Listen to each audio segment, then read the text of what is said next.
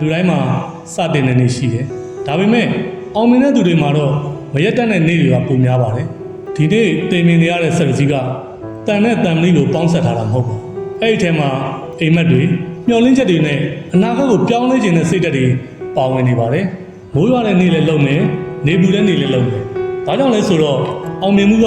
အစင်ပြေတဲ့နေ့မှာမမွေးဖွားဘူး။မလျှော့တဲ့စိတ်ဓာတ်ကပဲအောင်မြင်မှုကိုမွေးဖွားပေးတာပါ။အောင်မြင်မှုဆိုတာကံကောင်းခြင်းကြောင့်မဟုတ်ဘူး။နေတိုင်းမယမနာကြိုးစားခြင်းကြောင့်ဖြစ်တယ်။အိမ်မက်တွေကိုကောင်းတဲ့ပေါ်ခြင်းစတင်လှုပ်ရှားဖို့ပဲလိုတယ်။အခက်ခဲတိုင်းကလက်လျှော့ဖို့မဟုတ်ဘူး။ပို့ပြီးတန်မာလာဖို့ခွင့်ရေးပဲ။ယုံကြည်မှုရှိတဲ့သူဟာလမ်းမမြင်သေးရင်တော့ရှေ့ကိုဆက်လျှောက်တတ်တယ်။ဒီနေ့လုပ်တဲ့အလုပ်ကမနှက်ဖန်အောင်မြင်မှုကိုတိဆောက်ပေးနေတယ်။နေတိုင်းကျွန်တော်တို့အလုပ်လုပ်နေတာဆက်ရောက်မှုတတ်တတ်မဟုတ်ပါဘူး။လူတစ်ယောက်ရဲ့လုပ်ငန်းတိုးတက်ဖို့မိသားစုဘဝပိုကောင်းလာဖို့နဲ့သူ့ရဲ့အိမ်မက်တွေကိုအကောင့်ထဲပေါ်ပေးနိုင်ဖို့ကြိုးစားနေတာပဲဖြစ်ပါတယ်။